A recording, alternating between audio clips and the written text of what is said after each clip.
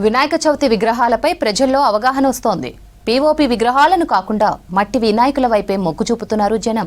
రసాయనాలతో తయారు చేసిన విగ్రహాలను నిమజ్జనం చేస్తే పర్యావరణమే కాదు నీరు కాలుష్యం అవుతుందని గుర్తించారు జనం. మట్టి విగ్రహాల వైపే మొగ్గు చూపుతున్నారు పబ్లిక్. హైదరాబాద్ తర్వాత అత్యధికంగా విగ్రహాలను ప్రతిష్ఠింపజేసేది ఓరుగల్లులోనే. ఇక ట్రై సిటీ పరిధిలో చిన్న పెద్ద కలిపి సుమారు 1,00,000 విగ్రహాలను ప్రతిష్ఠించే ఛాన్స్ ఉంది.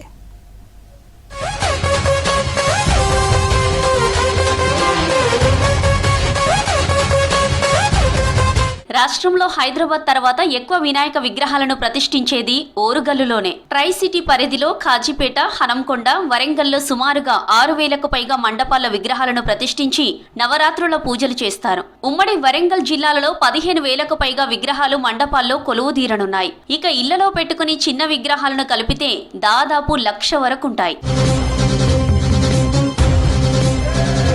ఓరుగల్లులో మహారాష్ట్ర, ఛత్తీస్గఢ్, ఒడిశా నుంచి వచ్చిన కళాకారులు భారీ మట్టి గణపతులను అందంగా మలుస్తున్నారు. గతంతో పోలిస్తే మట్టి విగ్రహాలకు డిమాండ్ పెరిగింది. 5 నుండి 10 ఫీట్ల ఎత్తులో ఆకర్షణగా రూపొందిస్తున్నారు. ఈ విగ్రహాలకు గోనె సంచులకు మట్టి అద్ది కింద చెక్కలు పెట్టి తయారు చేస్తున్నారు. ఆ విగ్రహ ప్రతిమలకు వాటర్ కలర్స్ వేస్తూ కట్టిపడేసే విధంగా తీర్చిదిద్దుతున్నారు.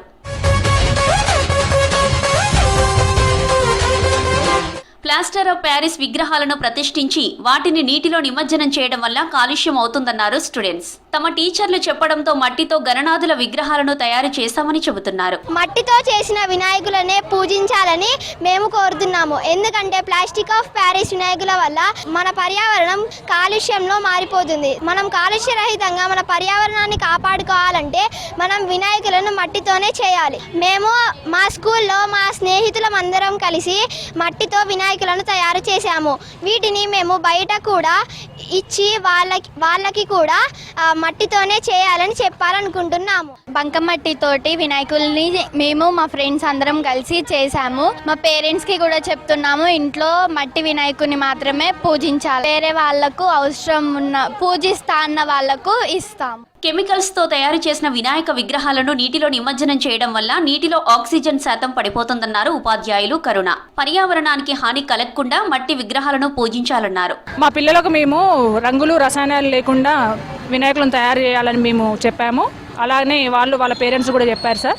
ఆ చెప్పడం వల్ల వాళ్ళు కూడా ఇంటి దగ్గర నుంచి రంగులు రసాయనాలు లేకుండా మట్టితో చేసినటువంటి వినాయకులను తీసుకొచ్చి మాకు ఎగ్జిబిషన్ లాగా మేము పెట్టాము. వాళ్ళల్లో ఒక చైతన్యము కూడా వస్తుంది దీని ద్వారా.